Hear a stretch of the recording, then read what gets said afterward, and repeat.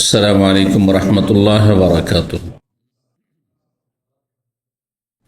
إن الحمد لله نحمده ونستعينه ونستغفره ونعوذ بالله من شرور أنفسنا ومن سيئات أعمالنا.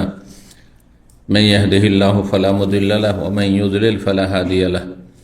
وأشهد أن لا إله إلا الله وحده لا شريك له وأشهد أن محمدا عبده ورسوله صلى الله تعالى عليه وعلى آله وصحبه وسلم تسليما كثيرا. أما بعد،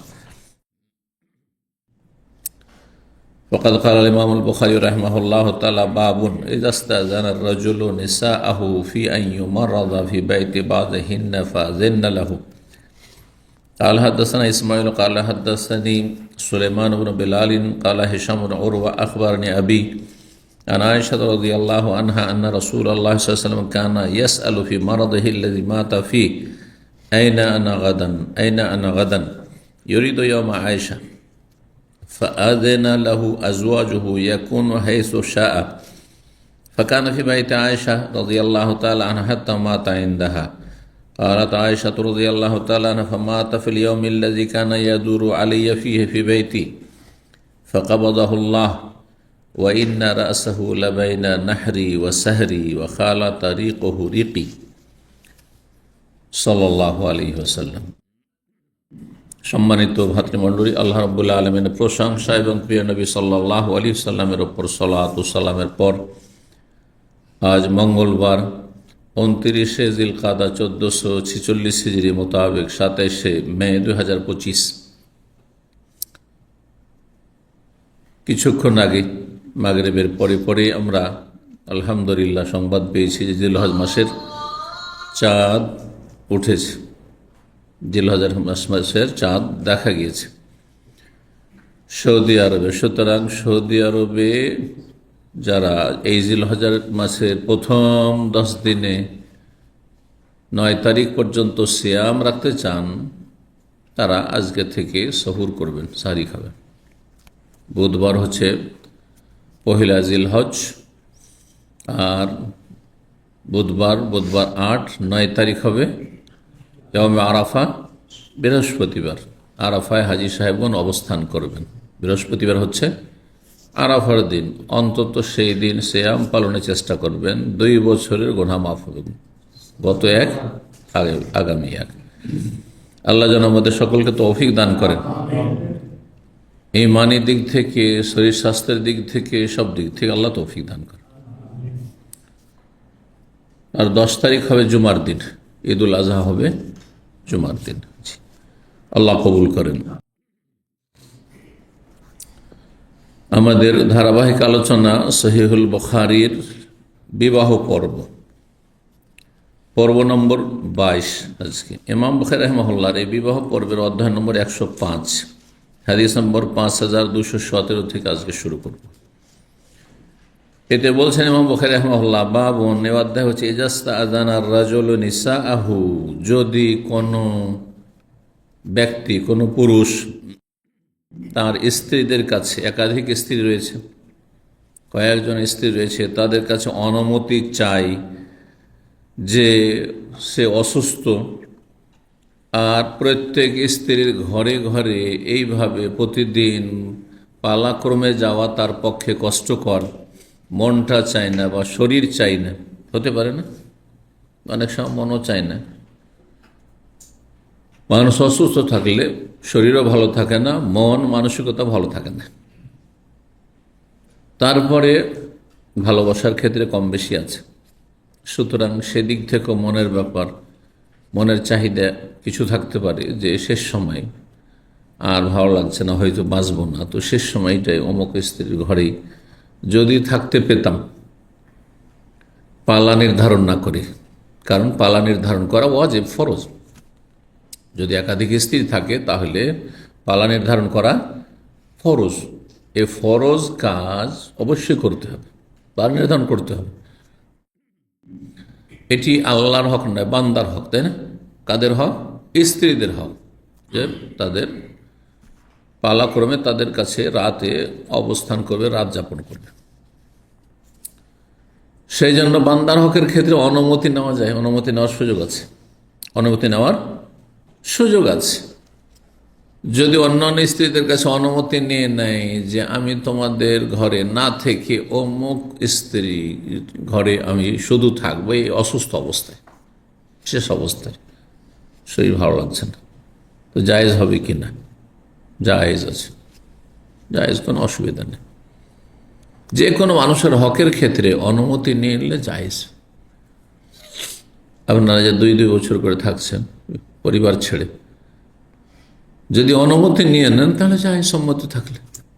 আর যদি অনুমতি না থাকে, অনেক মহিলা আছে, যেমন পুরুষও অনেক আছে,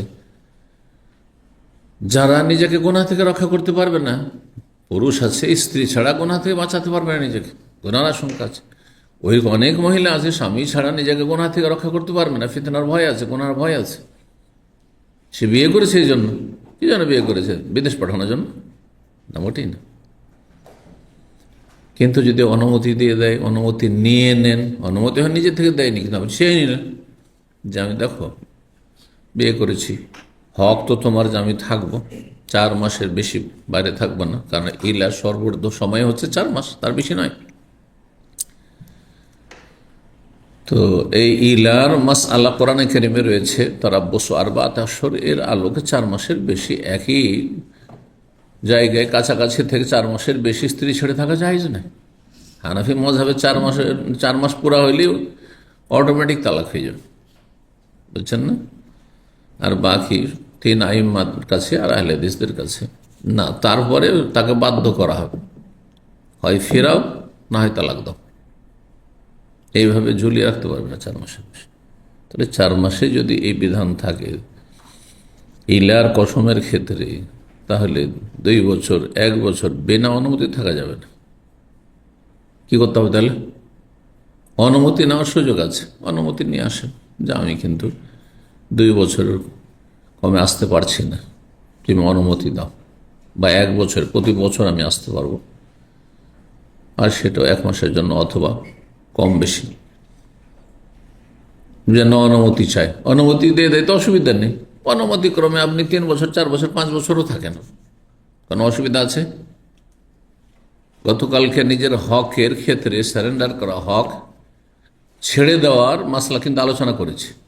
সারা জীবনের হক কেউ যদি ছেড়ে দেয় যে আমার সাথে তোমাকে সহবাস করতে হবে না, আমি মাফ করে দিলাম, তোমার 2 স্ত্রী 3 এসে ওদের সাথে, আমার দিনটা অন্য কাউকে আপনাকে দিয়ে দিলাম, স্বামীকে দিয়ে দিলাম, তুমি যার কাছে তার কাছে থাকো, 2 স্ত্রী আর যে স্ত্রী রয়েছে ওদের কাছে জায়েজ আছে। তাহলে সেটাই যদি জায়েজ হয়, সারা জীবনের জন্য ভরণ পোষণ ছেড়ে দেওয়া জায়েজ হয়ে যায়, তাহলে এটাও জায়েজ আছে। বুঝতে পারছেন কি না? আচ্ছা, যদি রাজি না হয়, কোনো মতে রাজি করতে না, অনুমতি নেই, আমি বিয়ে করেছি তোমাকে বিদেশ পাঠানোর জন্য না। অনেক মহিলা পাসপোর্ট কেড়ে রেখে দেয় প্রবাসীদের, শুনেছেন? পাসপোর্ট কেড়ে রেখে দেয়, লুকিয়ে রেখে। যদি অনুমতি না থাকে তাহলে 2 এর 1, হয় দেশেই থাকতে হবে, যা কিছু সেখানে আল্লাহ রিজিক রেখেছে তো সেখানে রিজিক তলাশ করতে হবে, আর না হইলে তালাক দিতে হবে, বেঁধে রাখা যাবে না। হ্যাঁ, তালাকের রাস্তা খোলা আছে, এটা জুলুম হবে না যে আমি রাখতে পারছি না, আমি বিদেশ ছাড়া উপায় নেই, আমার সংসার চালানো সম্ভব নয়, এখানে তালাকের রাস্তা খোলা আছে। যেহেতু সেটাকেই তাকে অপশন দিতে হবে, তাহলে হয় তাহলে তালাক নিয়ে নাও, তুমি অন্য সংসার করো, আর না হলে কি করো, তুমি হয় থাকেন, আর না হলে অনুমতি। তাহলে অনুমতি একটা, অনুমতি না পেলে তখন আর 2টো অপশন, এই 3টে অবস্থা। তো যদি মানুষ অসুস্থ অবস্থায় একাধিক স্ত্রী আছে, তাদের কাছে অনুমতি চায় যে আমি সবার ঘরে থাকবো না, এই সময় অমুক স্ত্রীর ঘরে আমি থাকতে চাই, তো আমাদের অনুমতি চাই, তো অনুমতি চাইতে পারে, এটাও কোনো অন্যায় নয়, আর অনুমতি দিতে পারে, কোনো অসুবিধা নেই। যেমন নবী সাল্লাল্লাহু আলাইহি সাল্লামকে আজওয়াজ মুতাহহারাত উম্মাহাতুল মুমিনিন অনুমতি দিয়েছেন রাদিয়াল্লাহু তাআলা আনহুন্না। বাবুন, এই অধ্যায় হচ্ছে ইজাস্তাযান রাজুলুন নিসাহু, যদি কোনো পুরুষ তার স্ত্রীদের কাছে অনুমতি চায়, ফি আন ইউমাররাদা ফি বাইতি বাযহিন্না, যে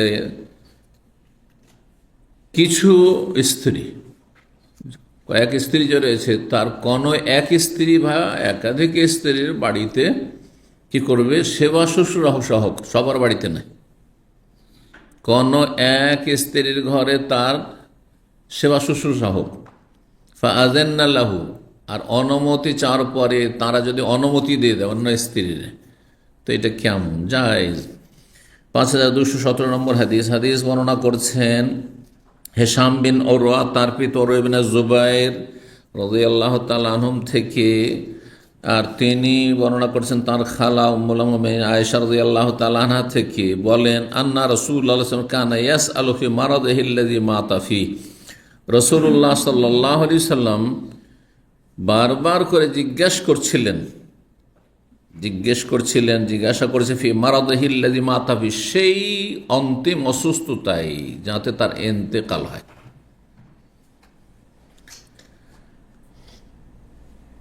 কি জিজ্ঞাসা করছিলেন স্ত্রীদেরকে? যার বাড়িতে পালা, এই অবস্থায় কষ্ট হচ্ছে এদিক সেদিক যাওয়া, প্রত্যেক দিন এক বাসা থেকে এক ঘর থেকে আর এক ঘরে যেতে হচ্ছে, এক স্ত্রীর বাড়িতে আরেক স্ত্রীর বাড়িতে যেতে হচ্ছে, আর প্রত্যেকের বাড়ি থেকে আইনা না গাদান, আগামীকালকে আমি কোথায় থাকবো, মানে আগামীকালকে কার পালা, আগামীকালকে কার পালা, আগামীকালকে কার পালা, বারবার করছে। নবী সাল্লাল্লাহু আলাইহি ওয়াসাল্লামের তো মনে আছে যে কালকে কার পালা হবে, তিনি জানছেন, কিন্তু বারবার কেন জিজ্ঞাসা করছিলেন? ইঙ্গিত কি যে আয়েশা রাদিয়াল্লাহু তাআলা পালার কদিন পর আসবে। বলেছেন ইউরিদু ইয়াওমা আয়েশা, নবী সাল্লাল্লাহু উদ্দেশ্য ছিল আয়েশা রাদিয়াল্লাহু পালার দিনটি কখন পড়বে, সেই দিনটি আর আসবে কিনা, তার সাথে আর দেখা হবে কিনা। সুবহানাল্লাহ। ফাআযানা লাহু আজওয়াজুহু, নবী সাল্লাল্লাহু আলাইহি ওয়াসাল্লামের সহধর্মিণীগণ তাকে অনুমতি দিয়ে দিলেন। কি অনুমতি দিলেন? ইয়াকুন হাইসু, যেখানে আপনার মর্জি ইচ্ছা সেখানে আপনি অবস্থান করতে পারেন, যার বাড়ি ইচ্ছা তার বাড়ি থাকতে পারেন, আমাদের পক্ষে কোনো আপত্তি নেই। ফাকান ফি বাইতি আয়েশা, এই অনুমতি পাওয়ার পরে তখন রাসূলুল্লাহ আয়েশা রাদিয়াল্লাহু তাআলার বাড়িতেই অবস্থান করতেন অসুস্থ অবস্থা, হাত্তা মাতা ইনদাহা, তার কাছেই তার ইন্তেকাল হয়। মাতা ফি, মাতা মত থেকে, তার নবী সাল্লাল্লাহু আলাইহি ওয়াসাল্লামের মত হয়েছে। কিসের ভাষা এটি? আমার ভাষা, ওয়াহাবিদের ভাষা, হ্যাঁ, আহলে হাদিসদের ভাষা, সৌদি আরব লোকদের ভাষা, কার ভাষা? রাসূলুল্লাহ সাল্লাল্লাহু আলাইহি ওয়াসাল্লামের সাহাবায়ে কেরাম, তাবেঈন, তাবা তাবেঈন, তাদের ভাষা। মাতা ফি, মা আয়েশা বর্ণনা করছেন নিজে। তা মা আয়েশা রাদিয়াল্লাহু তাআলা আনহার আকীদাই ছিল সৌদি আরবের যে আকীদা, সেই আকীদা, মানে আসলে আদব হচ্ছে এভাবে বলা উচিত যে সৌদি আরবের যে আকীদা, আহলে হাদিসদের যে আকীদা, সালাফিদের যে আকীদা, সেই আকীদা মা আয়েশা রাদিয়াল্লাহু তাআলা আনহার ছিল। জি, কি আকীদা ছিল? যে নবী সাল্লাল্লাহু আলাইহি ওয়াসাল্লাম মারা গিয়েছেন, মাতা ফি, ওয়াফাত পেয়েছেন, পরলোক গমন করেছেন।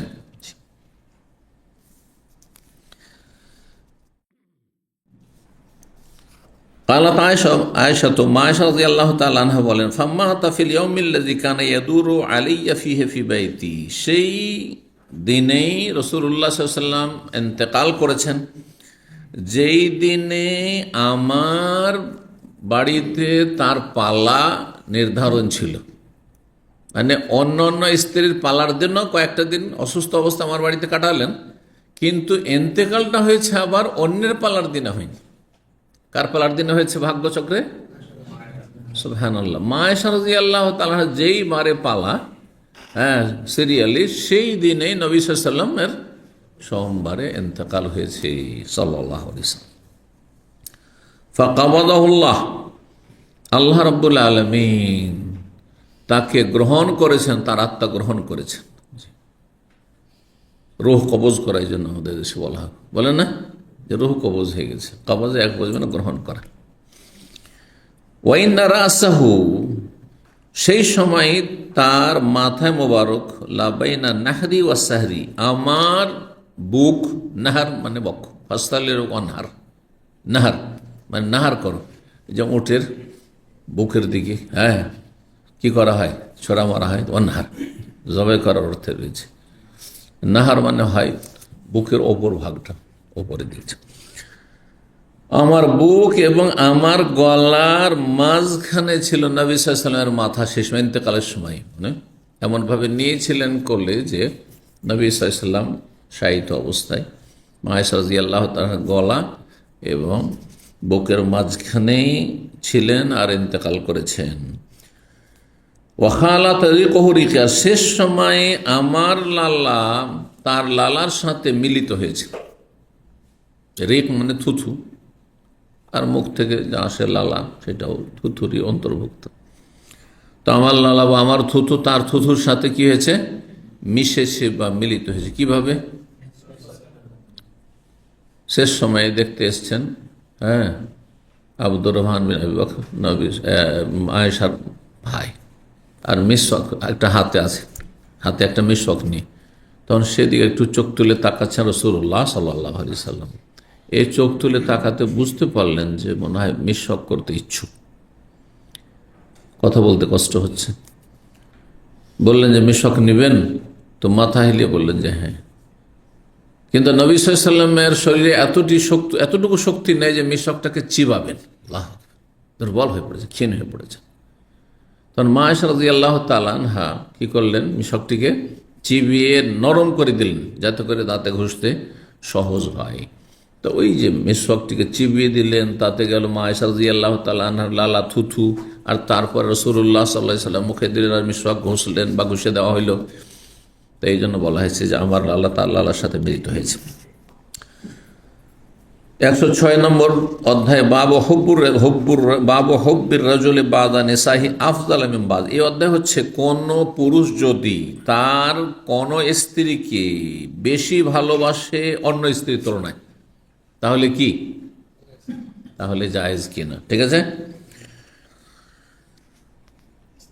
ভালোবাসার ক্ষেত্রে যেহেতু ক্ষমতা নেই সেই জন্য জায়েজ, ক্ষমতা থাকলে জায়েজ হতো না। বাহ্যিক আচার আচরণে আমার ক্ষমতা আছে যে আমি একে যতটা দেবো ওকেও দিতে পারবো, ঠিক না? কিন্তু ভিতরের ভালোবাসার বিষয়টি রব্বুল আলামিনের হাতে। অন্তরের মালিক একমাত্র আল্লাহ, অন্তরের মালিক একমাত্র আল্লাহ। মানুষ নিজের অন্তরের উপর নিজে ক্ষমতা রাখে না। 5218 নম্বর হাদিস বর্ণনা করছেন ওমর রাদিয়াল্লাহু তাআলা আনহু। ওবায়দ ইবনে হুনাইন তিনি শুনেছেন ইবনে আব্বাস থেকে, তিনি বর্ণনা করেছেন ওমর থেকে। ওমর রাদিয়াল্লাহু তাআলা আনহু বর্ণনা করে বলছেন, দাখালা আলা হাফসা, ওমর রাদিয়াল্লাহু তাআলা আনহু হাফসার বাড়িতে মানে মেয়ের বাড়িতে প্রবেশ করলেন। ফাকালা, গিয়ে বলে, ইয়া বুনাইয়াতা, হে প্রিয় কন্যা, লা ইয়াগুররান্নাকা হাযিহি, এই মহিলা, এই নারী যেন তোমাকে প্রতারিত না করে, ধোকায় না ফেলে।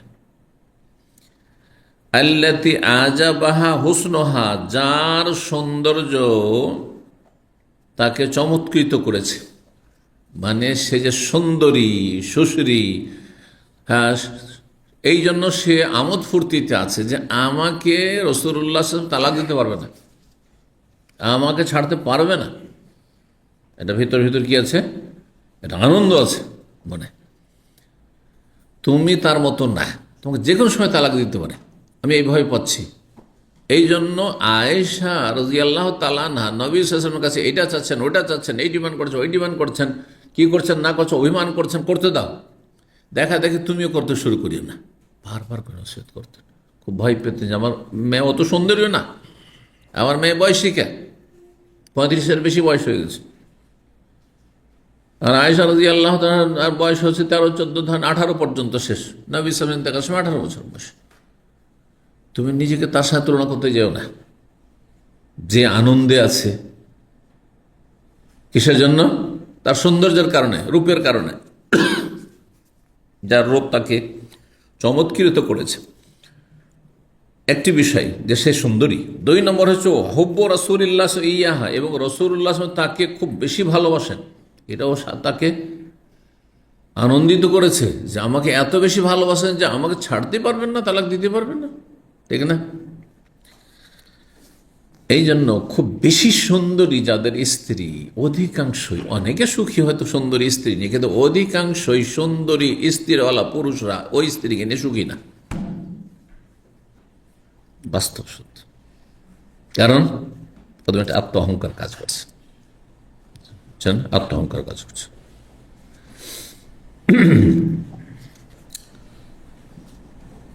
এর বিপরীত তুলনামূলক তারা বেশি সুখী। ব্যতিক্রম সব কিছু আছে, কোনো কায়দা কুল্লিয়া নাই, 100-তে 100। উদ্দেশ্য ইউরিদ আয়েশা, যাকে চমৎকৃত করেছে তার সৌন্দর্য এবং রাসূল সাল্লাল্লাহু আলাইহি ওয়াসাল্লামের অতি ভালোবাসা। তিনি কে? ইউরিদ আয়েশা। ওমর রাদিয়াল্লাহু ইঙ্গিত করবে, বলছেন কার দিকে? আয়েশার দিকে। ফাকাসাসতু আলা রাসূলিল্লাহ সাল্লাল্লাহু আলাইহি ওয়াসাল্লাম। ওমর বলছেন, এই কথাটি যে বলেছিলাম, ওই যে ঘটনা এর আগে লম্বা হাদিসে গিয়েছে, নবী সাল্লাল্লাহু আলাইহি ওয়াসাল্লাম 1 মাসের জন্য ইলা করে ওপর তলায় একটা রুমে উঠে গেছেন। নবী সাল্লাল্লাহু আলাইহি ওয়াসাল্লাম সামনে গিয়ে তখন এই কথাটি বয়ান করেছেন যে আমি কিন্তু হাফসাকে বলেছি যে দেখো তুমি নিজেকে তুলনা করিও না এমন নবীর স্ত্রীর সাথে যার যে রূপবতী, যাকে রসুল বেশি ভালোবাসে। যদি স্বামীর সামনে, রাসূলুল্লাহ সাল্লাল্লাহু আলাইহি ওয়াসাল্লাম সামনে স্ত্রীর কথা বললে, যে কোনো এক স্ত্রী আছে যে যাকে আপনি খুবই বেশি ভালোবাসেন, যাকে ছেড়ে আপনি থাকতে পারবেন না, যে বেশি সুন্দরী, তার সাথে আমার মেয়েকে তুলনা করতে কখনো দেব না, নিষেধ করেছে কঠোরভাবে। তো হেসে দিয়েছেন নবী সাল্লাল্লাহু আলাইহি ওয়াসাল্লাম। হাদিসটি তো রয়েছে, এর আগে হাদিসটি গিয়েছে। বলছেন ফাকাসাসতু আলা রাসূলিল্লাহ, রাসূলুল্লাহ সামনে এই কথাটি বর্ণনা করেছিলাম। ফাতাবাসসামা, তখন তিনি মুচকি হেসে দিয়েছিলেন। 107 নম্বর অধ্যায় বলছে বাবুল মুতাশাব্বিহ বিমা লাম ইয়ানাল ওয়া মা ইউনহা মিন ইফতিখারি দাররাহ।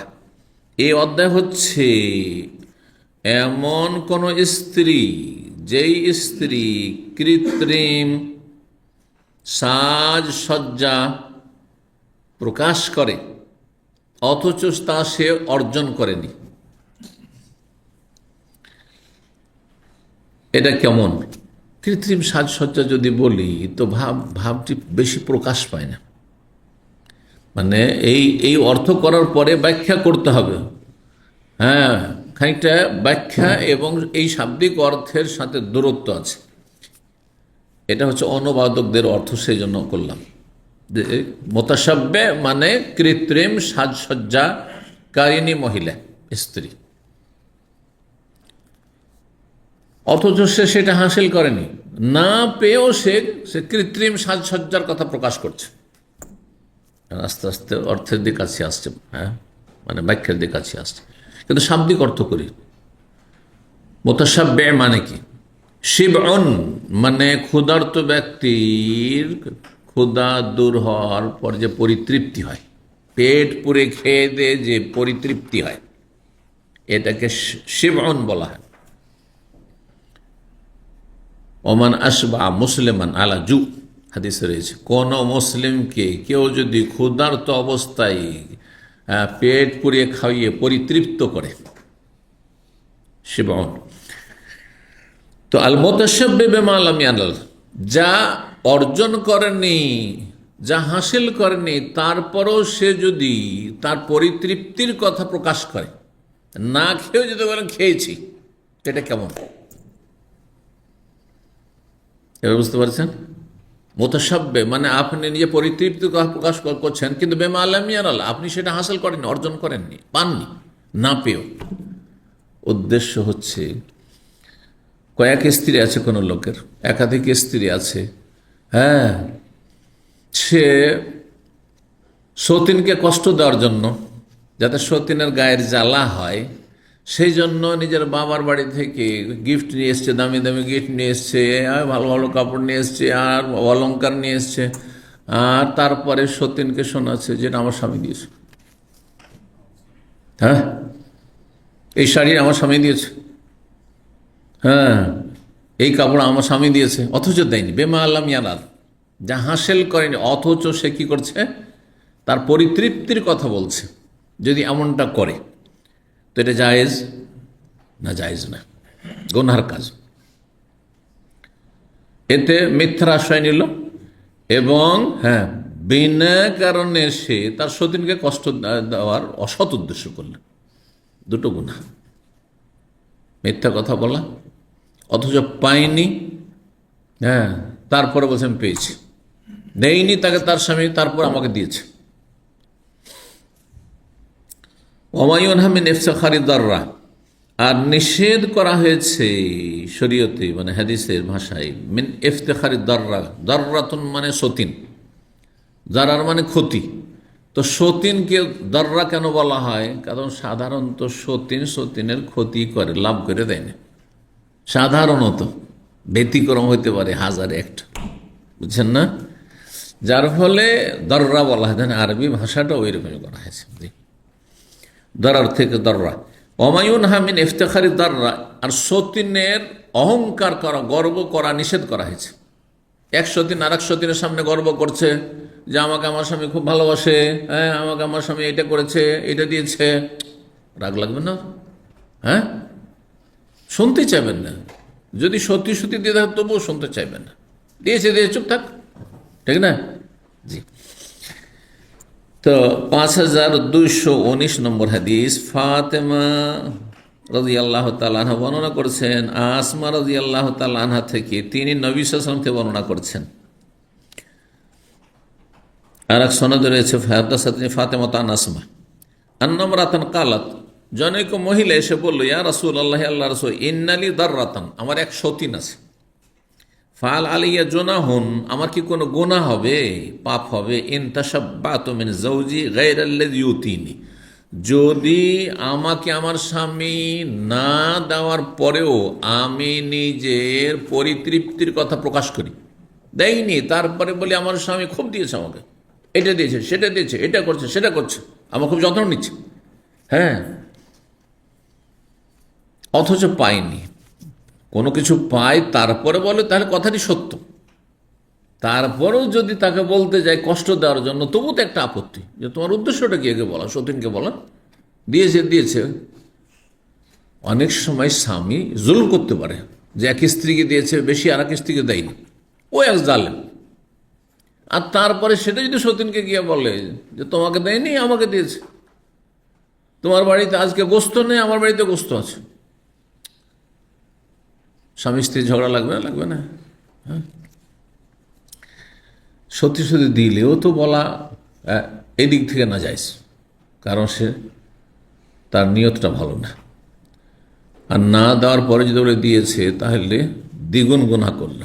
এই জন্য হাদিসটা দেখেন কি আছে, বলছেন আমার কি কোনো গুনাহ হবে? ইনতাশাব্বাতু মিন যাওজি, আমার স্বামীর পক্ষ থেকে আমি যদি কৃত্রিম পরিতৃপ্তির কথা প্রকাশ করি, গায়রাল্লাযী ইউতিনি, অথচ আমাকে দেয়নি।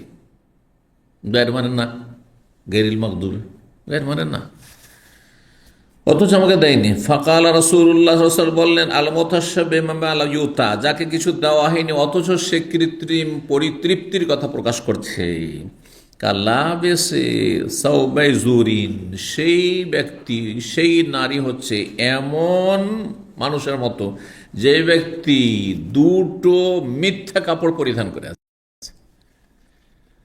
মিথ্যা কাপড়, কাপড় পরে এনে বলছে দুটো কাপড় আছে, দুটো কাপড়, তার মানে সে ডবল অপরাধী, দ্বিগুণ অপরাধী। যেমন দুটো কাপড় মানে ডবল, তো সেই ব্যক্তি হচ্ছে কি, সেই মহিলা হচ্ছে দ্বিগুণ অপরাধী। যেমনটা বললাম, একটা অপরাধ কি, মিথ্যা কথা বললো, তার স্বামী দেয়নি, তার বলছে এটি দিয়েছে সেটি দিয়েছে। আরেকটি হচ্ছে হ্যাঁ কষ্ট দেওয়া।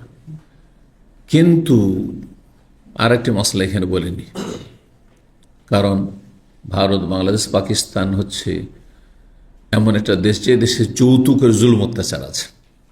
অনেক বাবা মা জালেম, ছেলেটা যৌতুক চায় না, নিবেই নাও, কিন্তু বাবা মা এত জালেম যে যৌতুক কিছু দেয়নি তার শ্বশুর ঘর থেকে, অথবা নিয়ে আসেনি, সেই জন্য বাবা মা তার স্ত্রীকে জ্বালা যন্ত্রণা করছে, জুলুম অত্যাচার করছে। এই কোরবানির সময় বাংলাদেশে কুসংস্কার আছে, এটা আমি জানতাম না। পশ্চিমবঙ্গে হতে পারে, দক্ষিণবঙ্গ কলকাতা দিয়ে যদি থাকে, কারণ ওই এলাকায় বেদাতি বেশি, বেদাতি সমাজে থাকতে পারে, কিন্তু আমাদের আহলে হাদিস সমাজে আমরা আজ পর্যন্ত কোনো দিন জানি না। ছাত্র জীবনে জানি না, শিক্ষকতার যুগও জানি না, আর এখনো পর্যন্ত জানতাম না। কিন্তু এই একটা বিয়ের ব্যাপারে গিয়ে শুনলাম যে বাংলাদেশে এই কোরবানির সময় মেয়ের শ্বশুর বাড়িতে গরু কিনে পাঠাইতাম, গরু কেনার পয়সা দিতাম। শুনেছেন না শোনেননি? সব এলাকায় থাকার না থাকা অনেক এলাকা আছে, আছে না নেই? যে কোনো ঈদে তাদেরকে উপঢৌকন পাঠাইতে হবে, এতগুলো জিনিস পাঠাইতে হবে, এতগুলো কাপড় দিতে হবে, গোটা গোষ্ঠী দিতে হবে, সব না জায়েজ কাজ। এখন না দিলে কিছু সামনে হয়তো বলতে পারেন না, কিন্তু হয়তো ছেলে যখন থাকে না তখন বৌমাকে জ্বালায়, কষ্ট দেয়। তাহলে সেই ছেলে যদি নিজের পয়সা দিয়ে এই মাল সামানগুলো কিনে বাপ মাকে ধরিয়ে দেয় আর বলে আমার শ্বশুর দিয়েছে, আমার শাশুড়ি দিয়েছে, তো কেমন এটা? হ্যাঁ, এই মিথ্যার উদ্দেশ্য হচ্ছে সৎ, অসৎ নয়। এই মিথ্যার উদ্দেশ্য হচ্ছে সৎ, জুলম মুক্ত রাখা স্ত্রীকে। পক্ষান্তর এখানে সতীনকে গিয়ে বলছে যে আমার স্বামী এটা দিয়েছে, এই মিথ্যা বলার উদ্দেশ্য হচ্ছে অসৎ উদ্দেশ্য। বুঝতে পারছেন পার্থক্যটা? জি হ্যাঁ। এই জন্য মানুষের মাঝে মীমাংসা করার ক্ষেত্রে মিথ্যা কথা বলা শুধু জায়েজ নয়, নেকির কাজ। সেই হাদিস রয়েছে, মিথ্যা বলা নেকির কাজ। দুইজন একই জায়গায় কাজ করেন, দুইজনে ঝগড়া হয়ে গেছে, আর তারপর কেউ কারোর সাথে মিলতেই চাইছে না, কথা বলতে চাইছে না, ওর সাথে মিলবো না, কথাই বলবো না, ওর সাথে দেখাই করবো না। একজন আল্লাহর বান্দা আপনাদের মধ্যে থেকে চলে গেল, একজনের সাথে দেখা করলো, কি ব্যাপার, কি হয়েছে আপনাদের, এইরকম হয়েছে সেরকম হয়েছে, আপনি তো নেগেটিভ এরকম বলছেন, কিন্তু আমি তো ওনার সাথে দেখা করে এলাম, আপনার সম্পর্কে সে অত্যন্ত পজিটিভ, আপনাকে খুব ভালোবাসে, সে কেঁদে ফেলল। সব মিথ্যা কথা একবারে। হ্যাঁ, সে আপনার সাথে যে একটু খারাপ কিছু হয়ে গেছে, মনোমালিন্য হয়েছে, সেই নিয়ে তার ঘুম আরাম হয়ে গেছে, সে এত কষ্ট পাচ্ছে, সে মানসিক অশান্তিতে আছে, সব মিথ্যা একবারে, ডাহা মিথ্যা কথা। তারপর চলে আরেকজনের কাছে, একে কিন্তু ঠান্ডা করে দিলেন, আগুন হয়েছিল, দিলেন ওকে ঠান্ডা করে একবার, আগুন নিভিয়ে দিলেন ওকে। আরেকজনের কাছে গেলেন, কি ব্যাপার, কি হয়েছে ওই ভাইয়ের সাথে? বলছে ও মানুষই না, ওর সাথে দেখা করবো না, আমি ওর সাথে কথাই বলবো না জীবনে, আমি কসম করে নিয়েছি। আরে কি বলেন আপনি, এক্ষুনি গিয়েছিলাম, ও কান্না করছে, বলছে গত রাতে সারা রাত তার ঘুম হয়নি, আপনার সাথে এই মনোমালিন্য হয়, সব মিথ্যা কথা। দিলেন ওরও আগুন ঠান্ডা, রাগের আগুন ঠান্ডা করে দিলেন। তারপরে চলেন দুজনকে নিয়ে বসুন, চলেন মিলিয়ে দেবেন ওদেরকে, পারবেন না, পারবেন না। কিন্তু যদি এই চুগলখড়ি করেন, কিছু বদ প্রকৃতির লোকের চুগলখড়ি জানে, আসলে কিন্তু যখন বলেছিল মানুষই না, গিয়ে দিলেন ওকে বলে, আর জানেন আপনার সাথে ঝগড়া না হয়েছে, তাই বলে বলে মানুষই না, হ্যাঁ ও তো মুনাফিক, তাহলে আরো আগুন লাগিয়ে দেবেন, ঠিক না? হারাম। সত্য কথা বলাও হারাম এখানে, আর সত্য কথা বললেই চুগলখড়ি হয়, বুঝছেন না? মিথ্যা কথা বলে তো অপবাদ হয়, আর এক কাবিরা গুনাহ। কিন্তু সত্য কথা, আমি বললাম যে অমুক অসীম খারাপ, মুনাফিকের চরিত্র আছে, আর আপনি এখানে তো ওস্তাদ জি, আর তারপরে আরো কত কি, আর ওখানে বললেন আপনাকে কিন্তু মুনাফিক বললো কেন? হ্যাঁ তাই জীবন ইসলামী সেন্টার যাবো না, হবে না, হবে না, জীবনে সালাম দিব। তো আল্লাহ হেদায়েত দান করুক। এরকম কিছু মুনাফিক চরিত্র লোক আছে, কিন্তু সবার সামনে মুনাফিক বললে অসুবিধা নেই, আর নাম ধরেও বলিনি, ঠিক না?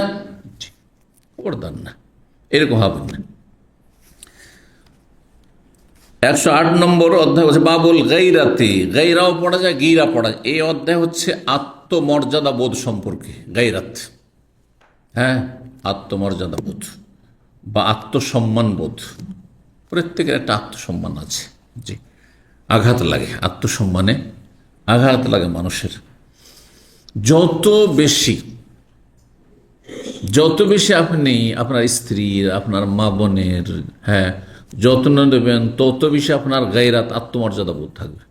আপনার স্ত্রী দিয়ে কেউ তাকালে আপনি বরদাস্ত করতে পারবেন না সেটা, আপনার মায়ের দিয়ে কেউ তাকালে বরদাস্ত করতে পারবেন না, আপনার বোনের দিয়ে কেউ তাকালে, হ্যাঁ হ্যাঁ, বোনকে কেউ কল দিলে মেনে নিতে পারবেন না আপনি, তাই না?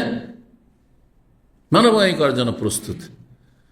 কিন্তু আপনি যখন গায়রাতহীন হয়ে যাবেন, আত্মমর্যাদা বোধ যখন না থাকবে, অসুবিধা নাই, যৌবনকালে এটা হয়েই থাকে। হ্যাঁ, তারপরে আমিও তো এরকম করছি, আছেন এক শ্রেণী অসৎ লোকের, আছে না? আরে বাপ মা, সোশ্যাল মিডিয়াতে বাপ মা বলছে মেয়ে, হ্যাঁ, নোংরামি করে বেড়াচ্ছে, হ্যাঁ, বেগানা ছেলেদের সাথে, কলেজ ইউনিভার্সিটির ছেলেদের সাথে, হ্যাঁ, বয়ফ্রেন্ড নিয়ে ঘুরে বেড়াচ্ছে, বলছে আমরাও তো একসময় এরকমই ছিলাম। আউযুবিল্লাহ। এরা হচ্ছে শূকরের চরিত্র। কারণ শোর এমন একটা পশু, যে পশুর কোনো গায়রাত নেই। স্বর্ণের পিছনে লাইন ধরে থাকে, 10টা-20টা লাইন ধরে আছে, একটার পর একটা, একটার পর একটা লাইন ধরে আছে। কুকুর এত নিকৃষ্ট প্রাণী হলো, কুকুরেরও গায়রাত আছে। কুকুরের গায়রাত আছে। যে এই জন্য যারা শুকুর খায় তাদের চরিত্রটা ওইরকমই হয়ে যায়। আল্লাহ তাদের অনিষ্ট থেকে রক্ষা করুন। গায়রাত সম্পর্কে ওকালা ওয়ারাদানিল মুগীরা কালা সাদ ইবনে উবাদা, সাদ ইবনে উবাদা রাদিয়াল্লাহু তাআলা আনহু প্রখ্যাত সাহাবী, আনসারীদের সরদার, জি, খাজরাজ বংশের। তিনি এত আত্মমর্যাদা সম্পন্ন ব্যক্তিত্ব ছিলেন। একদিন এসে রাসূলুল্লাহ বলছেন, লাউ রাআইতু রাজুলান মা ইমরাতি, আমি যদি জীবনে কোনো আমার স্ত্রীর কাছে কোনো বেগানা গায়র মাহরাম পুরুষকে দেখেনি, লা যারাবতুহু বিসাইফি গায়রা মুসাফফি, তাহলে তাকে আমি সোজা তরবারির ধারারও দিক দিয়ে কি করব? তার তরবারির দুই দিক দিয়ে মারা যায়। ধারারও তরবারি দিয়ে মারলে, মানে ধারারও দিক দিয়ে মারলে সাথে সাথে খুন, সাথে সাথে দ্বিখণ্ড। কিন্তু উল্টো দিক থেকে মারলে তো আহত হবে, কিন্তু মরবে না, তাই না? এই জন্য গায়রা মুসাফফিহ শব্দটি। এমন তরবারি দিয়ে মারবো যেই তরবারি হচ্ছে ধারালো, অর্থাৎ ধারালো দিক দিয়ে। ওকে বাঁচতে দেবো না আমি। ফাকাল নবী সাল্লাল্লাহু আলাইহি ওয়াসাল্লাম, নবী সাহেব তখন সাহাবায়ে কেরামদেরকে বললেন, দেখছো সাদ বিন উবাদাকে কি বলছে, দেখছো আবেগে। আতাজাবুন মিন গায়রাতি সাদ, তোমরা কি অবাক হচ্ছ সাদের গায়রাত দেখে, আত্মমর্যাদা বোধ দেখে? লা আনা আগের, তার চাইতে বেশি আমি আত্মমর্যাদা বোধ সম্পূর্ণ ব্যক্তি রাসূল, আমার গায়রাত এর চাইতে বেশি। ওয়াল্লাহু আগিয়ার মিন্নি, আল্লাহর আত্মমর্যাদা বোধ এর আমার চেয়ে বেশি, আমার চেয়ে বহু গুণে বেশি। আল্লাহর আত্মমর্যাদা বোধ এটি আল্লাহর সিফাত, একটি গায়রাত, কিন্তু আল্লাহর সিফাত আল্লাহর মতো, মানুষের সাথে কোনো তুলনা নেই। মানুষের যখন গায়রাত হয় এরকম, ধরেন আপনি আপনার মাহারেম, আপনার স্ত্রী, আপনার মা, আপনার বোন, আপনার খালার সাথে যদি খারাপ আচরণ করতে দেখেন কোনো পুরুষকে, তো যেই অবস্থা আপনার মানসিক অবস্থা, শারীরিক অবস্থা হবে, তাতে আপনি স্বাভাবিক থাকবেন না, তাই না? অস্বাভাবিক, তাই না? আপনি আবেগী হয়ে গেছেন, আপনি উত্তেজিত হয়ে গেছেন, আপনি চরম রাগান্বিত হয়েছেন। এইগুলো আল্লাহর ক্ষেত্রে প্রযোজ্য না, বুঝতে পেরেছেন? যদি এগুলো করেন তাহলে তুলনা করলেন, তাসবিহ হয়ে গেল, তাসবিহ কুফর। আর যদি গায়রাতের আল্লাহর সিফাত, এটি আল্লাহর একটি সিফাত, গুণ, অস্বীকার করেন তাহলে আপনি অস্বীকার করলেন। অথচ হাদিসে আল্লাহু আগিয়ারু মিন্নি, আল্লাহ আমার চেয়ে বেশি আত্মমর্যাদা সম্পন্ন জাত। তো 5002, আল্লাহর আত্মমর্যাদা বোধ কি? আল্লাহ আত্মমর্যাদা বলছে যে আল্লাহ রাব্বুল আলামিন যখন কোনো পাপ করতে দেখেন, নোংরামি করতে দেখেন, জেনা, ব্যভিচার, নোংরামি, অবাধ মেলামেশা, সমকামিতা, নেংটাহি, উলঙ্গ বিবস্ত্র নারী পুরুষের ঘুরে বেড়া, এগুলিতে আল্লাহর অত্যন্ত রাগান্বিত হন, আল্লাহর গজব, আল্লাহর ক্রোধ হয় তখন। আত্মমর্যাদা। 5220 নম্বর হাদিস বর্ণনা করেছেন আব্দুল্লাহ মাসউদ রাদিয়াল্লাহু তাআলা বলেন, নবী সাল্লাল্লাহু আলাইহি ওয়াসাল্লাম বলেছেন, মা মিন আহাদিন আগিয়ার মিন আল্লাহ, কোন ব্যক্তি পৃথিবীতে আল্লাহর চাইতে বেশি আত্মমর্যাদা সম্পন্ন নেই।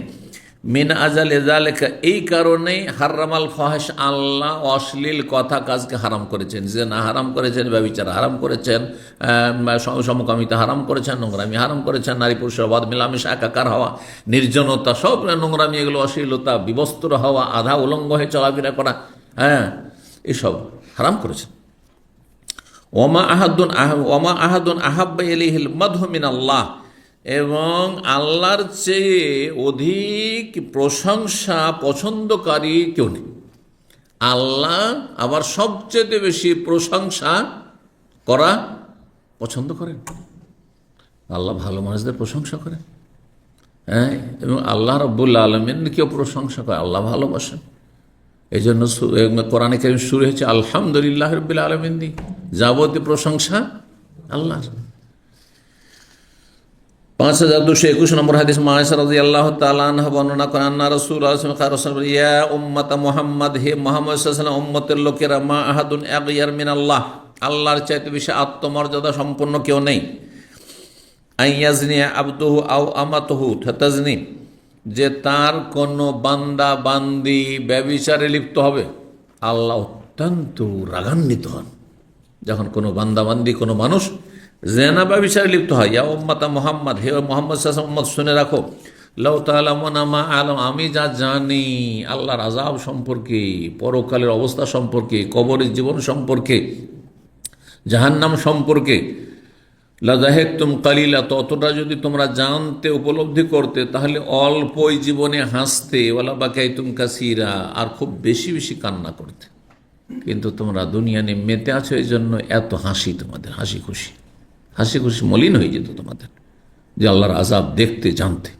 আমার মতো 5222 নম্বর হাদিস, উরওয়া ইবনে জুবায়ের বর্ণনা করেন তার মা আসমা রাদিয়াল্লাহু তাআলা আনহা থেকে, মা থেকে ছেলে বর্ণনা করছেন। জি, তাহলে আসমার ছেলে যে চলে আসুন হাদিস, উরওয়া ইবনে জুবায়ের, তাহলে আয়েশা খালা, জি বারবার করে মা আয়েশা থেকে বর্ণনা করছে তিনি, আন্নাহা সামিআত রাসূলুল্লাহ সাল্লাল্লাহু আলাইহি ওয়াসাল্লাম ইয়াকুল, রাসূলুল্লাহ সাল্লাল্লাহু আলাইহি ওয়াসাল্লাম বলতে তিনি শুনেছেন, লা শাইআ আগইয়ার মিনাল্লাহ, আল্লাহর চাইতে বেশি আত্মমর্যাদা সম্পন্ন পৃথিবীতে কেউ নেই।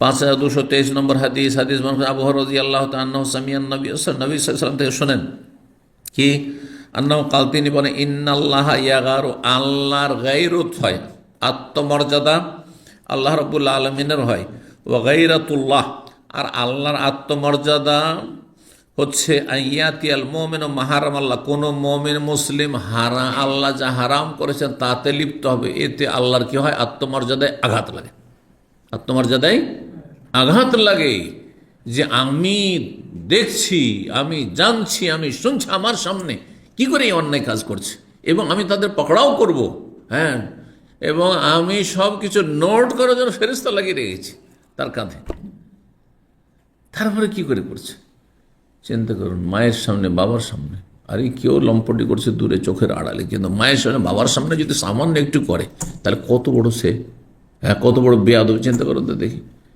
নিজে স্ত্রীর কাছে গনিয়ে বসতে পারেন না, আপনি লজ্জা পাচ্ছেন, মায়ের সামনে, বাবার সামনে কি করে স্ত্রীর পাশাপাশি বসবো ওই গনিয়ে, স্ত্রীর গায়ে কি করে হাত দেবো, এমনিতে হাত দিতে পারছেন না, তাই না?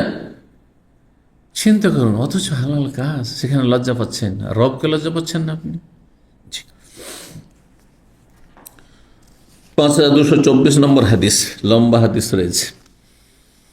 আও আসমা বিনত আবি বকর সিদ্দিক রাদিয়াল্লাহু তাআলা আনহুমা বর্ণনা করেন, কালা, তিনি, ওয়াতাজাওয়াজনি জুবাইর, জুবাইর বিন আওয়াম রাদিয়াল্লাহু তাআলা আমাকে বিয়ে করলেন। তার স্বামী ছিল জুবাইর, যে 10 জন জান্নাতের সুসংবাদ প্রাপ্ত সাহাবী, আশায় মুবাশশারা তাদের অন্যতম। নবী সাল্লাল্লাহু তাকে হাওয়ারি বলেছেন। প্রত্যেক উম্মতের এক একজন করে, হ্যাঁ, ঘনিষ্ঠ নবীর সঙ্গী থাকে, লিকুল্লি নবীন হাওয়ারি, প্রত্যেক নবীর কি একজন হাওয়ারি থাকে বা একাধিক হাওয়ারি। হাওয়ারি উম্মতি আজ-জুবাইর, আমার উম্মতের আমার ঘনিষ্ঠ সঙ্গী হচ্ছে এই জুবাইর রাদিয়াল্লাহু তাআলা আনহু। তো বলছে আমাকে জুবাইর বিয়ে করলেন। ওমা লাহু ফিল আযমি মাল, পৃথিবীতে তার কোনো ধন সম্পদও ছিল না, ওয়ালা মামলুক, আর তার কোনো স্থাবর সম্পদও ছিল না, ওয়ালা সেই কোনো কিছুই ছিল না, তার জমি জায়গাও নেই। স্থাবর সম্পদ বুঝেন তো, স্থাবর সম্পদ কাকে বলে? হ্যাঁ, স্থাবর আর অস্থাবর দেখি, হ্যাঁ, আহসান, এইটা হচ্ছে টাকা পয়সা দিয়ে। তো এক্সাম্পল, উদাহরণ দিলে, উদাহরণ দিয়ে কাজ হবে না। যেই ধন সম্পদগুলিকে নড়াচড়া করা যায়, এখান থেকে বাংলাদেশ নিয়ে যেতে পারবেন, টাকা ডলার নিতে পারবেন না, স্বর্ণ চাঁদি মণি মুক্তা, হ্যাঁ, মাল সামান আসবাবপত্র ফার্নিচার সবই নিয়ে যেতে, কার নিয়ে যেতে পারবেন, ঠিক না? কিন্তু সৌদি আরবে জমি কিনেছেন বা সৌদি আরবে একটা বিল্ডিং টাওয়ার কিনে ফেলেছেন, পয়সা হয়েছে, নিয়ে যেতে পারবেন? তো স্থাবর মানে যা হটা নড়া করা যায় না, আকার, হ্যাঁ, যে রিয়েল এস্টেট যেটা বলছে, এইটা হচ্ছে স্থাবর জমি জায়গা অথবা ঘর বাড়ি, এগুলো হচ্ছে গায়ের মানকুলা।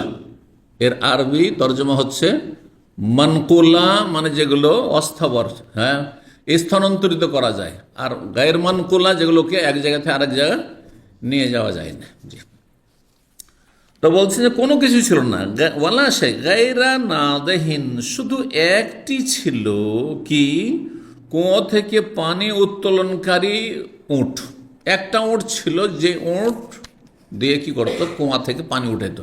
আগের যুগে কুয়া থেকে পানি, মানুষে কত পানি উঠাবে, তো পানি ওঠানোর জন্য কি করতো, সেই ওঁটকে ব্যবহার করতো, ওঁটের দ্বারা পানি টানত, পানি উঠে, পানির বালতি উঠে। তো এই ছিল, সেচের কাজে লাগাইতো। ওয়াগাইরা ফারাসি, আর তার একটি ঘোড়া ছিল, তাহলে একটি উঁট ছিল আর একটি ঘোড়া ছিল। আর অধিকাংশ সময় জুবাইর রাদিয়াল্লাহু তাআলা আনহু জিহাদের ময়দানে থাকতেন, সফরে থাকতেন। আসমার বাবা তিনিও জিহাদে থাকতেন, নবী সাল্লাল্লাহু আলাইহি ওয়াসাল্লামের সাথে, সফরে বেশিরভাগ থাকতেন। সংসারে একটি উট আছে আর একটা ঘোড়া আছে, বিয়ে হয়েছে, কে দেখাশোনা করবে? সুবহানাল্লাহ, এরকম পরিস্থিতি ছিল। তো দেখেন আসমা রাদিয়াল্লাহু তাআলা না ঘরের সংসারের কত কাজ করতেন, কত কাজ করতেন। আজকালকার মহিলাদের জন্য এই হাদিসটি শিক্ষণীয়।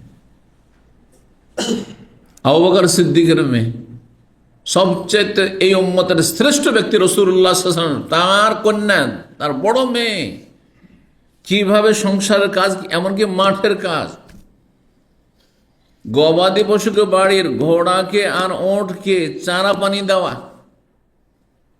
সেগুলির দেখাশোনা করা, জি, আর সেগুলির চারা দেওয়ার জন্য সে অনেক দূর একটা জায়গা আছে, নবী সাল্লাল্লাহু আলাইহি ওয়াসাল্লাম দিয়েছেন, সেখান থেকে সেই আপনার খেজুরের বিচিগুলোকে নিয়ে আসা, বিচি নিয়ে এসে সেগুলোকে আবার চূর্ণ বিচ্ছিন্ন করা, ভাঙা, আর ভেঙে সেগুলোকে উটকে আর ঘোড়াকে খাওয়ানো, এতগুলো কাজ করতেন তিনি। যেন আমাদের গ্রামে গঞ্জে অনেক বাড়িতে মহিলাদেরকে কি করতে হয়, ওই আপনার গরু পুষছে, গরুকে চারা পানি দিতে হয়, হ্যাঁ, গরুকে চারা পানি দিতে হয়। কিছু কিছু এলাকাতে আছে খুব বেহায়া এলাকা, মাঠে চাষের জমিতেও মহিলারা কাজ করে, এটা বড় আপত্তিকর। একেবারে জরুরি হয় সেটা ভিন্ন বিষয়, যেমন জুবাইর রাদিয়াল্লাহু বাড়িতে নেই, আর জমির ধরেন ফসল নষ্ট হয়ে যাচ্ছে, জমিতে বাগানে ফল আছে নষ্ট হয়ে যাচ্ছে, আম লিচু নষ্ট হয়ে যাচ্ছে, বাড়িতে স্বামী নেই, তো স্ত্রীকে যেতে হবে না? তাহলে তখন যেতে হবে। কিন্তু একটা পেশা বানিয়ে ফেলেছে, জন্মজুর, হ্যাঁ, কাজ করছে মহিলারা, মুসলিম মহিলা, আউযুবিল্লাহ, এটা মোটেই উচিত নয়।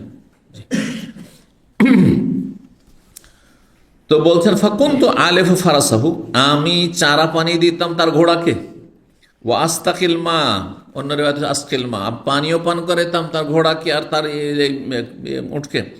ও আখরেজু গারবাহু, তার যে বড় বালতি, যে বালতি দিয়ে পানি উঠানো হয়তো কূপ থেকে, কুয়া থেকে, সেই বালতির সেলাইগুলি যখন ছিঁড়ে যেত তখন সেগুলি সেলাই দিয়ে মেরামত করতাম।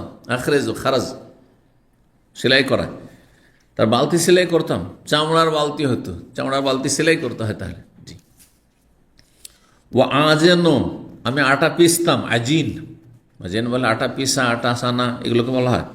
ওয়ালাম এখন ওহস্তানুল আখবেজো, কিন্তু আমি রুটি পাকাইতে জানতাম না। নতুন নতুন মেয়েরা যখন সাবালিকা হয় আসলে রুটি পাকাইতে জানে না, ওই শ্বশুর, বেশিরভাগ শ্বশুর বাড়িতে এসেই শিখে। হ্যাঁ, বেলনে পাকানো তো সহজ, কিন্তু এক সময় ছিল আমাদের মা খালার সব হাতে পাকাইত, দেখেছেন না? দেখেন নাই? সব এরা, হ্যাঁ, কলের রুটি, আপনি চাপে নওয়াজে কেউ গেছেন? চাপে নওয়াজে কলের রুটি বেলনে হয় নাকি? চাপে ওই নওয়াজে কলের রুটি হাত দিয়ে পাকানো হয়। কথা বুঝতে পেরেছেন? গ্রামে গঞ্জে সব নিউ জেনারেশন নাকি, দাড়ি সাদা বাবা নিউ জেনারেশন, দেখেছেন হাতে রুটি, হাত পাকা রুটি বুঝেন? এত চুপ করে আছেন কেন? নাহলে সব কাজে বানিয়ে দেবেন, নিউ জেনারেশন বানিয়ে দেবেন আপনি। আরে কিছু ওল্ড জেনারেশন আছে, পুরাতন প্রজন্ম আছে, জি, কথা বলতে তো হবে একটু। তো বলছেন যে আমি রুটি পাকাইতে জানতাম না। ফাকানা ইয়াখফিজু জারাতুন লিমিনাল আনসার, কিন্তু আমাদের কিছু প্রতিবেশী মহিলারা ছিল যারা রুটি পাকাইতে জানত, তারা রুটি বানাতে জানত। ওয়াকুন্না নিসওয়াতা সিদকিন, তারা খুব ভালো চরিত্রের মহিলা ছিল, বড় ভদ্র মহিলা, নেক মহিলা ছিল, তারা খুব সহযোগিতা করতো, তারা আমাকে রুটিগুলো পাকিয়ে দিত। আমি আটা সানলাম, হ্যাঁ, আর তারপর পিষে টিষে, তাহলে নিজেই পিষা, হ্যাঁ, নিজেই পরিষ্কার করা, সব কিছু করা, তারপরে নিজে আটা সেনে তারপরে এসে বলতে একটু পাকিয়ে দাও, শিখিয়ে দাও। তো রুটি পাকানো শিখিয়েছে আমাকে। আসমা বলছেন যে মদিনায় এসে আমি রুটি, বা স্বামীর ঘরে যে রুটি পাকানো শিখেছি। কার কাছে? আনসারি কয়েকজন প্রতিবেশী মহিলার কাছে, যারা রুটি পাকাতে জানত। অকুন্ত আনকলুন নমিন আদিস জোবাইরে, আমি খেজুরের বিচি নিয়ে আসতাম জোবাইরের একটা জমি থেকে। আল্লাহ তাক্তাউ রসুল্লাহ, যেই জমিটি রসুল্লাহ তাকে দিয়েছিলেন জায়গির হিসাবে। মোগল আমলে মুসলিম শাসকরা কি করতো, দেশের নাগরিকদেরকে তাদের অবদানের কারণে বা তাদের ওপর সন্তুষ্ট হয়ে জায়গির দিতে। এটাকে জায়গা, যা মানে জায়গা, আর গির মানে ধরিয়ে দেওয়া। আজ তারপরে ভাষা আসলো লজিং, কারো বাড়ি খাওয়াকে জায়গির বলতো, যে আমাদের বাড়ি জায়গির খায়, এটা তো জানে, এই ভাষাটা জানে। কিন্তু জমি জায়গির দেওয়া এই পরিভাষাটা জানেন না আপনারা। একটা অঞ্চল, বিস্তর অঞ্চল, ধর 50 বিঘা 100 বিঘা জমি, আগে মানুষরা হাজার বিঘা জমির মালিক কোথা থেকে হইতো? নিজের টাকা দিয়ে। কত টাকা রাখে যে টাকা দিয়ে জমির মালিক হয়? সরকার, মোগল শাসক রয়েছে, বাদশাহ আওরঙ্গজেব, বাদশাহ শেরশাহ, তারা করেছেন, কেউ দিয়ে দিয়েছেন। আমাদের এলাকা একটা এলাকা আছে 52 বিঘা, বিঘা তো বুঝেন, এর নাম কোত্থেকে আসলো? ইতিহাস খোঁজ করে যা পাওয়া যায়, এই 52 বিঘা জমিটি শেরশাহ বাদশাহ সুরি রাহমাহুল্লাহ তাআলা এলাকায় গিয়েছিলেন, দেখলেন যে মুসলিম এলাকা, এরা সব মুসলিম হয়েছে, দিয়ে দিলেন এই যে 52 বিঘা জমি তো ওদেরকে দিয়ে দিলেন, কারণ তখন সরকার মালিক। যেখানে জমি জায়গা বন জঙ্গল হয়ে আছে, এখনো কেনাকাটা হয়নি, সেই জমির মালিক কে? সরকার। সরকার কাউকে দিয়ে দিল। ঠিক কোন একজন ভালো আলেমকে বলে, চলো এত এত জমি, এত জায়গা তোমাকে দিয়ে দিলাম। তো রাসূলুল্লাহ সাল্লাল্লাহু আলাইহি সাল্লাম তাকে, এটাকে বলা হয় আক্তা ইউক্তেও। হ্যাঁ, ইখতা মানে জমি কাউকে দিয়ে দেওয়া, এতটা জমি তোমাকে দিয়ে দিলাম, যাও। জায়গির দেওয়া উর্দু বাংলা ভাষায়, বাংলা ভাষাতেও জায়গির শব্দটি ব্যবহার হয়। একটাই জমি মদিনা আসার পরে আমার স্বামীকে রাসূলুল্লাহ সাল্লাল্লাহু আলাইহি ওয়াসাল্লাম দিয়েছিলেন। সেই জমিটা ছিল বনু নাজির, নাজির বংশে, বনু নাজির বংশের যে ইহুদিরা ছিল, এদের দুষ্টামির কারণে, এদের ইসলামের শত্রুতার কারণে মদিনা থেকে তাদেরকে নির্বাসিত করা হয়েছিল খাইবারে। তারপর তাদের যে জমি জায়গা ছিল, সেগুলি যে ফাইয়ের সম্পদ হিসেবে রাসূলুল্লাহ পেয়েছিলেন। সূরা হাশরের এই ফাইয়ের কথা, মা আফা আল্লাহু আলা রাসূলি, এই যে ফাই, দুইবার করে ফাইয়ের কথা রয়েছে। গনিমতের মতো ফাইয়ের সম্পদ, যুদ্ধ করার পরে যে সম্পদ পাওয়া যায় কাফের থেকে, সেটা গনিমত। আর বিনা যুদ্ধে যদি কাফেরদের কাছ থেকে হাসিল হয়, যুদ্ধ হয়নি, এমনিতে তারা সারেন্ডার করে দিয়েছে, আর তারপরে সেগুলো লব্ধ হয়েছে, তাহলে সেটাকে ফাইয়ের সম্পদ বলা হয়। আর মাথা প্রতি যদি অমুসলিম থেকে না হয়, সেটার নাম জিজিয়া। আর তাদের জমি জায়গার ট্যাক্স হিসেবে যদি নেওয়া হয়, যেমন আজকাল খাজনা, খাজনা মুসলিম সবাইকে দিতে হচ্ছে, তখন মুসলিমদের কাছ থেকে খারাজ না হতো, সেটাকে বলা খারাজ। এগুলো হাদিসের ভাষায় সবগুলো এসছে, জমির ট্যাক্স। কারণ মুসলমানরা কি করছে? হ্যাঁ, জমি থাকলে ওষুধ দিচ্ছে, টাকা পয়সা থাকলে জাকাত দিচ্ছে, দিচ্ছে না? দিচ্ছে না? গবাদি পশু থাকলে জাকাত দিচ্ছে, স্বর্ণ চাঁদি থাকলে জাকাত দিচ্ছে। তো দেশে অমুসলিম বসবাস করে কিছু দেবে না? সামান্য কিছু, মুসলিমদের জাকাতের তুলনায় একেবারে সামান্য তুচ্ছ। তাই অমুসলিমদের উপর লাগানো ছিল শরীয়তের এতে বিধানে, এগুলি হচ্ছে সেই যে, এগুলি হচ্ছে মাথা প্রতি জিজিয়া, জমির উপর খারাজ ট্যাক্স। আর আপনার যদি কোনো জায়গাতে এটা সমঝোতে আসে, আর তারা ইসলামের শত্রু ছিল, শত্রুতা করেছে মুসলিমদের ইসলামে, তাহলে তারা সারেন্ডার করলে, এমনিতে সারেন্ডার করলে সেগুলো ফাই। আর যদি যুদ্ধের পরে তারা পরাজিত হওয়ার পরে লব্ধ হয়, তাহলে সেটার নাম গানিমাত। এগুলো বিভিন্ন সম্পদের, এগুলো হচ্ছে বাইতুল মালের সম্পদ এগুলো। তো রাসূলুল্লাহ সাল্লাল্লাহু আলাইহি ওয়াসাল্লাম ওই যে ইহুদিদের থেকে যে ফাইয়ের জমি জায়গা পেয়েছিলেন, সেই জমি থেকে একটি জমি দিয়েছিলেন, যেটা মদিনা থেকে, মানে মসজিদ নববী থেকে 2 কিলোমিটার বেশি দূরত্ব ছিল। 2 মাইল, 3 কিলোমিটার, 2 মাইলের বেশি। 2 মাইল মানে 3 কিলোমিটার একটু বেশি, 2 মাইল দূরে ছিল। তো বলছেন যে রাসূলুল্লাহ সাল্লাল্লাহু আলাইহি ওয়াসাল্লাম একটি জমি দিয়েছিলেন জুবাইরকে, আমার স্বামীকে। সেখান থেকে আমি ওই খেজুরের বিচি সেখান থেকে নিয়ে আসতাম, কিসের জন্য? উটকে খাওয়ানোর জন্য, আর ঘোড়াকে খাওয়ানোর জন্য। সেগুলোকে ভেঙে ভেঙে পিষে পিষে তখন খাওয়ানো হতো। খেজুরের গাছের কোনো কিছু এমনি বেকার নেই, সব কিছু কাজে লাগে, শিকড় থেকে শুরু করে একেবারে ওপর ভাগ পর্যন্ত সব কিছু। এই জন্য নবী সাল্লাল্লাহু আলাইহি ওয়াসাল্লাম বলছেন, খেজুরের গাছ হচ্ছে একজন মুসলিমের মতো। মুসলিমের আপদমস্ত, মাথাতে পা পর্যন্ত কারো ক্ষতি করবে না, যদি সত্যি মুসলিম হয়। লাভ আর লাভ, ব্রেন বুদ্ধি দিয়েও সে ইসলাম মুসলিমের লাভ করে দিবে, হাত পা দিয়েও লাভ করে দিবে, জবান দ্বারা লাভ করে দিবে, হ্যাঁ, সব কিছু দিয়ে অঙ্গ প্রত্যঙ্গ দিয়ে মুসলিমের উপকার করবে। মুসলিম কখনো মুসলিমকে ভয় পাবে না, কিন্তু আজকাল অধিকাংশ মুসলিম শুধু কোনো কোয়ালিটির মুসলিম না। আজকে আমাদের দায়ী কলিগদের সাথে আলোচনা করলাম যে বর্তমান যুগে যে মুসলিমদের অবস্থা, কোনো কোয়ালিটিতে আছে? আল্লাহ কোনো কোয়ালিটি নেই। যেদিন কোয়ালিটিতে চলে আসবে সেই দিন অবশ্যই আল্লাহ ইহুদির উপর বিজয় দেবেন, মুসলিমদেরকে শক্তিশালী করবেন। কোয়ালিটি নামতে নামতে নামতে এত ডাউন কোয়ালিটি হয়েছে যে হাতে গোনা আপনাদের মতো আমাদের মতো হাজারে এক দুইজন, এগুলোতে কোনো কাজ হবে না। যেগুলোর মধ্যে কিছু আছে, একদিকে আছে তার একদিকে নেই, আরেক দিকে আছে তার একদিকে নেই। হ্যাঁ হ্যাঁ, নামাজ ঠিক আছে তা আখলাক ঠিক নেই। হ্যাঁ হ্যাঁ, নামাজ ঠিক, আকীদা ঠিক আছে, রুজি ঠিক নেই, হারাম খায়। কথা বুঝতে পারে স্যার? জাহান্নামে যাওয়ার কাজ করছে রাত দিন। আল্লাহ বোঝার তৌফিক দান করুন, সংশোধনের তৌফিক দান করুন, সত্যিকার ইসলামের দিকে ফিরে আসার মুসলিম জাতিকে তৌফিক দান করুন। তো বলছিলাম, কি বললেন? হ্যাঁ, আসমা রাদিয়াল্লাহু তাআলা আনহা যে ও কুনতু আনকুলুন নাওয়া, নাওয়া মানে খেজুরের বিচি, খেজুরের বিচি আমি নিয়ে আসতাম মাথায় করে, মাথায় বোঝা নিয়ে আসতেন, সুবহানাল্লাহ, মাথায় করে। মিন আরজি জুবাইর, জুবাইরের সেই জমি থেকে, আল্লাতি আক্তাহু রাসূলুল্লাহ, যেই জমি রাসূলুল্লাহ তাকে দিয়েছিলেন, আলা রাসি, ওই যে নাওয়া আলা রাসি, সে খেজুরের বিচির বস্তা নিয়ে আসতাম কিসে করে? মাথায় বোঝাই করে। তাহলে প্রয়োজনে মহিলারা যে মাথায় উঠিয়ে মাল সামান বহন করে নিয়ে আসে বা কাঁধে করে, তো সেটা ভালো, জায়েজ, কোনো অসুবিধা নেই। আরব দেশে কোনো আইবের কথা নেই। আরব মহিলারা দেখেন বোরখা পরে আছে আর মাথায় কিছু নিয়ে নিয়েছে, মাল সামান নিয়ে হাঁটছে। দেখেছেন এরকম দৃশ্য? দেখেছি। আমাদের দেশে হয় একবারে খুললা, হ্যাঁ, আর না হলে কিছুই করবেন না, ঠিক না? তো বলছেন ওয়াহিয়া মিন্নি আলা সোলোসে ফারসাখ, অথচ সেই জমিটি আমার থেকে, মানে আমার যে বাড়ি মসজিদ নবীর পাশে, সেখান থেকে 1 ফারসাখের 2/3 অংশ দূরত্বে। আর 1 ফারসাখ হয় 3 মাইলের। তাহলে 1 ফারসাখের 2/3 অংশ কয় মাইল হয়? সহজ, 2 মাইল হয়।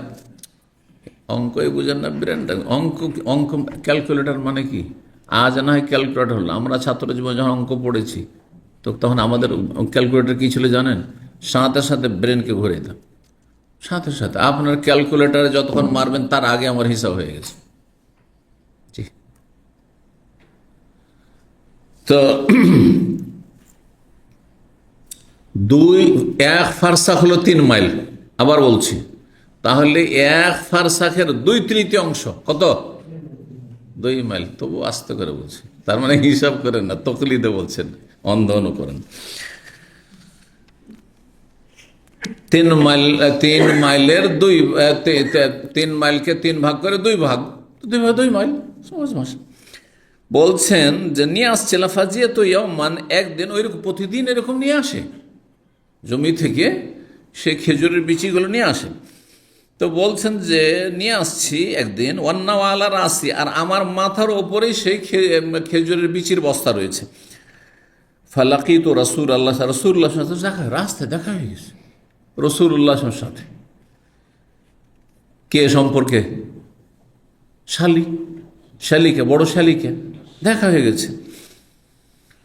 বলছেন যে রসুল্লাহ দেখা হয়েছে, এমন অবস্থায় দেখা হয়েছে আম্মাহু নাফারু মিনাল আনসার, তার সাথে সেই সময় কয়েকজন আনসারী সাহাবীও আছেন। এমন আমি পরিস্থিতিতে পড়েছি, আমার সামনে নবী সাল্লাল্লাহু আলাইহি ওয়াসাল্লাম আর তার সাথে কয়েকজন সাহাবায়ে কেরাম, আর আমি জুবাইরের স্ত্রী মুহাজির সাহেব, আশরা মুবাশশির অন্যতম, তার স্ত্রী, আমি মাথায় বোঝা নিয়ে আসছি। নাওয়া মানে খেজুরের বিচি হয়, কিন্তু অনুবাদক কি তর্জমা করেছে জানেন? হ্যাঁ, খেজুর, আপনার খেজুর ডালের আপনার বোঝা, খেজুর ডালের, খেজুরের আঁটির বোঝা, আঁটি তো বুঝেন তো? খেজুর আঁটি মানে কিসের আঁটি হবে? তাহলে খেজুরের ডালের, ডাল আর পাতার, কিন্তু ভুল অর্থ করেছে, বুঝে না। নাওয়া মানে বিচি, বীজকে নাওয়া বলা হয়। এই জন্য ওই আব্দুর রহমান বিন আওফ যখন বিয়ে করে স্বর্ণ মোহরে দিয়েছিলেন, জিজ্ঞাসা করলেন যে কমসুক্তা, কতটা মোহর দিয়েছ? কি বলেছে? ওয়াজনু নাওয়াতিম মিন যাহাব, একটি খেজুরের বিচির সমান নাওয়া, হ্যাঁ স্বর্ণ দিয়েছি। এবার বুঝতে পারছেন, তা নওয়াতর মানে খেজুর বিচি। হ্যাঁ, তো মাথায় করে আমি নিয়ে আসছি রসুল্লাহর সাথে, আর সাহাবায়ে কেরামদের একদল ছিল আনসারি, তাদের সাথে দেখা হয়ে গেছে। দানি, নবী সাল্লাল্লাহু আলাইহি ওয়াসাল্লাম দেখছেন মাথায় করে নিয়ে আসছে কষ্ট করে মহিলা, আবু বকর মেয়ে আমার আত্মীয়, আমাকে ডাক দিলেন। তাহলে বোঝা গেল যে প্রয়োজনশালীর সাথে কথা বলা যাবে। ডাক দিলেন, শোনো শোনো শোনো। সোম্মাকাল বললেন, তারপরে বললেন কাকে সম্বোধন করে? উটকে। নবী সাল্লাল্লাহু আলাইহি ওয়াসাল্লামের সাথে একটা উট ছিল। ওটটিকে সম্বোধনকে উট বসাবার জন্য আরবরা বলতো ইখ ইখ। ইখ ইখ মানে বস বস, হ্যাঁ বসো বসো, বসানোর জন্য। দেখেন গবাদি পশু ভাষা বুঝে, গবাদি পশু কিছু কিছু ভাষা, হ্যাঁ গরুর মালিকদের ভাষা বুঝে। বকরি আর একজনের জমিতে মুখ দিতে যাচ্ছিল, আমরা দেখেছি ছোটকালে বকরি চড়িয়েছি। কিন্তু এটা মনে করে নবীরা বকরি চড়ে না, আমার বলতে অসুবিধা আছে? নবী সাহেব নিজে বলছেন মুসা আলাইহিস সালাম বকরি চড়িয়েছেন, রসুল বকরি চড়িয়েছেন। আমিও মাদ্রাসা থেকে এসেছি তো ছাগল চড়িয়েছি, বাড়িতে কয়েকটা ছাগল ছিল। তো কি বলছে? ইখ ইখ মানে বস। উট দাঁড়িয়ে আছে, উট না বসলে তো মহিলা উঠতে পারবে না। আসমাকে উটের পিঠে উঠাবেন, আর উটের সামনের দিকে হাঁটুটা গেড়ে দিলে তখন তাতে বসা সহজ হয়। হাঁটু গেড়ে বসার জন্য ইখ ইখ করলেন। লিয়াহমেলানি, উদ্দেশ্য ছিল যাতে করে নবী সাল্লাল্লাহু আলাইহি ওয়াসাল্লাম আমাকে তার উটের পেছনে বসিয়ে নেন। এটা কিন্তু আসমা রাদিয়াল্লাহু তাআলা আনহার বুঝ, যে উনি ভাবছেন যে তো নবী সাল্লাল্লাহু আলাইহি ওয়াসাল্লাম চড়েই ছিলেন আর উটটাকে বসিয়ে দিলেন বসাবো আমাকে উঠানোর জন্য, তার মানে আমাকে উটের পিঠে বসাবেন। এটি হতে পারে তার ধারণা। যদি এটা হয় তো শালিকে কি নিজের কাছাকাছি এইরকম একই বাহনে বসানো যাবে? প্রশ্ন উঠে কিভাবে নবী সাল্লাল্লাহু আলাইহি সাল্লাম বসাতে অফার করলেন যে আসো ওটার পিঠে বসে, তুমি এইভাবে কষ্ট করে মাল সামানে ভারী বোঝা নিয়ে তুমি হেঁটে হেঁটে যাচ্ছ, তো চলো সামানটা উঠিয়ে দেওয়া, বলে যে আসো বসো। কিন্তু তিনি বসলেন না লজ্জায়। বলছেন পরে তার কথা, যদি নবী সাল্লাল্লাহু আলাইহি ওয়াসাল্লাম তাতে বসবেন এই ধারণা তার ঠিক হয় আর পেছনে বসাবেন, তো হতে পারে এটা পর্দার বিধান নাজেল হওয়ার আগে। পর্দার বিধান 6 হিজরিতে নাজেল, 6 হিজরিতে নাজেল, তার আগের ঘটনা। বোঝা গেছে কিনা? তো এটা কারো দলিল হবে না যে আমি আমার শালিকে হুন্ডাতে চড়িয়ে নিয়ে ঘুরে বেড়াবো, হবে? আরে পর্দার বিধান ফরজ, আর হুন্ডাতে মানে কি হুন্ডা, আর তারপরে হোন্ডাতে এতটা জায়গা নেই যতটা জায়গা উটের পিঠে, একটা লম্বা পশু উটের পিঠে ওপরে এত জায়গা আছে যে দূরাদূরিও বসা যাবে, মাঝখানে আধা হাতে এক হাত ফাঁকা রেখেও বসা যাবে, দুইজন যাবে না, যাবে না? সুতরাং এগুলো কিছু বদ প্রকৃত লোকের এই হাদিসগুলিকে নিজের স্বার্থে ব্যবহার করতে পারে, এই জন্য সতর্ক করছে আপনাদের, বুঝছেন? প্রথম কথা, এটা পর্দার আগের হুকুম ছিল যদি আসলে এই ধারণা ঠিক হয় তা। কিন্তু ইমাম আইনি রাহমাহুল্লাহ, হানাফি মুহাদ্দিস আর বুখারীতে উমদাতুল কারি, ইমাম হাফিজ বিন হাজার ফতুল বারিতে লিখেছেন যে এটি ধারণা মাত্র। আসমা রাদিয়াল্লাহু তাআলা যে নবী সাল্লাল্লাহু আমাকে উটের পিঠে বসিয়ে পিছনে বসিয়ে নেওয়ার জন্য ডাকলেন এবং উটটাকে বসতে ইখ ইখ করে সম্বোধন করলেন। কিন্তু হতেও তো পারে যে সেটা তার ধারণা, কিন্তু রাসূলুল্লাহ সাল্লাল্লাহু আলাইহি ওয়াসাল্লাম উটটাকে বসিয়ে দিয়ে তাকে উঠিয়ে দিয়ে যায় উটের পিঠে তুমি চলো, আর নবী সাল্লাল্লাহু আলাইহি সাল্লাম আর অন্য বাহনে চেপে যাবেন, আরো সাহাবায়ে কেরাম আছেন সেই বাহনে চেপে, এটা হতে পারে না? হতে পারে, জি হ্যাঁ। সুতরাং এই দুটো ব্যাখ্যা করা যেতে পারে। জি, হয় পর্দার আগের হুকুম এটি, যদি সে বাহনে চাপার কথা বলেন যে আসো চেপে যাও এতে, আর না হইলে পর্দার বিধান নাযিল হওয়ার পরে হইলে রাসূলুল্লাহ সাল্লাল্লাহু আলাইহি সাল্লাম সেই বাহনেই চাপবেন আর পিছনে বসাবেন। এটি আসমার আইডিয়াতে তিনি অনুমান ভিত্তিক বলেছেন, আসলে সেটা বাস্তবতা নয়। জি, তো বলছেন যে যখন এরকম অফার করলেন আমাকে বসার জন্য, ফাস্তাহিয়াই, তো আমি লজ্জায় পড়ে গেলাম। কেন লজ্জায় পড়লাম? যে আন আসিরা মার রেজাল, শুধু নবী নেই, নবীর সাথে বেশ কিছু আনসারি সাথী সঙ্গীগণ রয়েছেন, সাহাবায়ে কেরামগণ, এরা পুরুষরা চলতে থাকবে একসাথে, ওরা উঠে আমিও তাদের সাথে চলতে থাকবো আমার এই বোঝা নিয়ে। তো কেমন এদের সাথে, আমি একা একজন মহিলা, শুধু আর কোনো মহিলা নেই, এই জন্য আমি গেলাম না। ওয়াজাকার তো জুবাইর, তারপর আমার হঠাৎ করে স্মরণ হইল আমার স্বামী জুবাইরের কথা, ওয়াগাইরাত, এবং তার আত্মমর্যাদা বোধের কথা। এইটি হচ্ছে এই অধ্যায়ের সাথে মিল। এই এতটুকু কথার জন্য লম্বা হাদিস নিয়ে এসছেন যে জুবাইর আমার স্বামী খুব মেজাজি মানুষ, আত্মমর্যাদা সম্পন্ন ব্যক্তিত্ব। হ্যাঁ, তিনি যখন জানতে পারবেন যে আমার স্ত্রী, হ্যাঁ, বেশ কিছু রাসূলুল্লাহর সাথে সাহাবায়ে কেরাম ছিল, আর তাদের সাথে একা আমার স্ত্রী, সে উটের পিঠে চেপে গেছে, তাদের সাথে চাপতে বলেছেন নবী সাল্লাল্লাহু আলাইহি ওয়াসাল্লাম, তো মনটা খারাপ করতে পারে। হ্যাঁ, সেই জন্য আমি চাপলাম না, যে কষ্ট করে আমি বোঝা নিয়ে আমি হাঁটতে থাকবো, কিন্তু তাদের সাথে যাব না। বলছেন যে আমি তখন স্মরণ করলাম জুবাইরের কথা, আমার স্বামীর কথা, আর তার আত্মমর্যাদা বোধের কথা। ওয়াকান আগেরান নাস, সে কিন্তু মদিনায় সবচাইতে আত্মমর্যাদা বোধ সম্পন্ন লোক ছিলেন। ফারাফা রাসূলুল্লাহ সাল্লাল্লাহু আলাইহি ওয়াসাল্লাম, তখন রাসূলুল্লাহ সাল্লাল্লাহু আলাইহি ওয়াসাল্লাম আমি যে আগপিচ করছি, যাচ্ছি না তার ডাকে, তিনি উপলব্ধি করলেন আন্নি কাদ ইস্তাহে, তো আমি লজ্জা পেয়ে গেছি। মাদা, তখন নবী সাল্লাল্লাহু আলাইহি ওয়াসাল্লাম চলে গেলেন, ওরটাকে আর না বসে, বা বসেছিল কিন্তু উঠিয়ে নিয়ে চলে গেলেন। ফাজিয়াতু জুবাইর, তারপরে জুবাইরের কাছে আসলাম। জুবাইর যখন বাড়ি আসলো, আমার স্বামী আসলো, তাহলে বোঝা গেল স্বামীর নাম বলা কোনো আপত্তি নেই। যেহেতু জুবাইর, এই কথা বলে যে যেহেতু জৌজি, আমার স্বামীর কাছে আসলাম, তো স্বামীর নাম বলা যেতে পারে। কিন্তু যেই সমাজ আমাদের দেশে স্বামীর নাম বলাটা অত আদব নয়, সুতরাং এত বেশি বলার কোনো প্রয়োজন নেই। কিন্তু যদি কোনো স্ত্রী বলে, তো সে বেয়াদব না। কথা বোঝা গেছে না? হ্যাঁ, মাইন্ড করলে হবে না। আর মাইন্ড করলে আপনি বলে দেবেন যে আমার নাম বলবে না, হ্যাঁ, আমি এটা পছন্দ করি না, কুনিয়ে তো বলবে আবু আবদুল্লাহ, ছেলে মেয়ে নেই, অমুকের বাপ, এমনি বলা যেতে পারে, বিনা ছেলে মেয়েতে। তো যাই হোক, বলছেন যে জুবাইরের কাছে আসলাম, আমার স্বামীর কাছে। ফকুলতে এসে বললাম যে আজকের ঘটনা জানো, লাকিয়ানি রাসূলুল্লাহ সাল্লাল্লাহু আলাইহি ওয়াসাল্লাম, রাসূলুল্লাহ সাল্লাল্লাহু আলাইহি ওয়াসাল্লামের সাথে আমার সাক্ষাৎ হয়ে গেছে রাস্তায়। ওয়ালা রাসিন নওয়াস, এমন অবস্থায় যে আমার মাথার ওপর খেজুরের বিচির বোঝা ছিল, বস্তা ছিল। ওয়া মাহু নাফারু মিন আসহাবি, একদল সাহাবায়ে কেরাম আনসারীও তার সাথে ছিলেন। ফানা খা, সেই সময় আমাকে দেখে নবী সাল্লাল্লাহু আলাইহি ওয়াসাল্লাম উটটিকে হাঁটু গেড়ে বসিয়ে দিয়েছিলেন, লে আর কাপ, যাতে করে সে উটের পিঠে, নবীর উটের পিঠে চেপে যায়।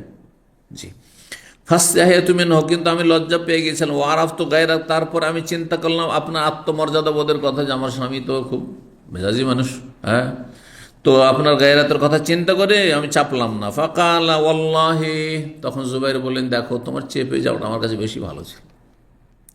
ওটের পিঠে যখন চাপতে বলেছেন রাসূলুল্লাহ সাল্লাল্লাহু আলাইহি ওয়াসাল্লাম, রাসূলুল্লাহ সাল্লাল্লাহু আলাইহি ওয়াসাল্লাম চাপতে বলছেন, আত্মীয় আর তার রসুল, হ্যাঁ, তো চেপে যেতে হতো। এটা আমার জন্য বেশি ভালো হতো, মান সম্মানের বিষয় হইতো। কিসের চাইতে? যে তোমাকে দেখলো যে মাথায় করে এত বড় বোঝা নিয়ে আসছো, এতে আমি আরো বেশি লাঞ্ছিত হয়েছি।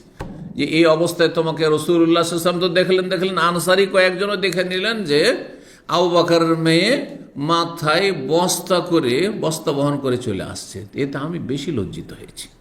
ওর চাইতে ভালো হইতো তুমি বোঝাটা ওটের পিঠে চাপিয়ে দিয়ে যদি বসেই যেতে, তো ভালো হইতো। বুঝতে পারছেন না? বলছেন যে ওয়াল্লাহি, আল্লাহর কসম করে বলছি, জুবাইর বলছেন, লাহামলুকিন নাওয়া কানা আসাদ্দা আলাইহির রকুবে মাহু, তোমার এই খেজুরের বিচিগুলি মাথায় বহন করে নিয়ে আসাটা আমার জন্য বেশি কষ্টকর হয়েছে, কষ্টদায়ক হয়েছে বা কঠিন হয়েছে, মিন রকুবেকে মাহু, নবীর সাথে তোমার তার বাহনে চেপে যাওয়ার চাইতে। তুমি যদি নবীর সাথে বসেও আসতে, তো আমাকে এত খারাপ লাগতো না, কষ্ট লাগতো না। যাক, চাপতে বলেছেন, তুমি চেপে চলে আসছো। নবী সাল্লাল্লাহু আলাইহি ওয়াসাল্লামের ক্ষেত্রে ফিতনার কোনো আশঙ্কা নেই, কিন্তু তুমি যে সবার সামনে মাথায় বহন করে নিয়ে আসলে, তো আমি খুব লাঞ্ছিত হয়েছি, লজ্জা পেয়েছি, পরিস্থিতি বাধ্য করেছে। কালাত, বলছেন, হাত্তা আরসালা ইলাইয়া, তারপরে কয়েকদিন পরে আবু বকর সিদ্দিক রাদিয়াল্লাহু তাআলা আনহু যখন এই পরিস্থিতি দেখলেন যে আমার মেয়েকে খুব কষ্ট করে সংসারে কাজ করতে হচ্ছে, জুবাইরও প্রায় বাইরে থাকে, আমিও বাইরে থাকি, কোনো কাজে আসতে পারি আমরা, তখন একটি খাদেম, চাকর, দাস পাঠিয়ে দিলেন, গোলাম পাঠিয়ে দিলেন, তাকফিনি সিয়াসাত আল ফারস, যে আমার ঘোড়ার দেখাশোনা করতে লাগলো। ফাকান্নামা আতাকানি, সেই দিন থেকে যেন আমাকে একবারে স্বাধীন, মুক্ত করে দিল, আর এই সংসারের এই বোঝার কাজ থাকলো না। কথা লম্বা হয়ে যাচ্ছে, আর হাদিসও বেশ কিছু রয়েছে, তার বেশি আগে না বাড়িয়ে এখানে আমরা রেখে দিই।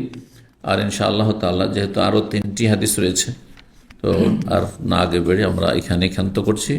আর ইনশাআল্লাহ আগামী দার্স জুমার দিনে হবে, আর তারপরে সোমবার মঙ্গলবার দার্স শেষ করে ইনশাআল্লাহ 25টি পর্বে আমাদের কিতাবুন নিকাহ বিবাহ পর্ব শেষ হবে ইনশাআল্লাহ।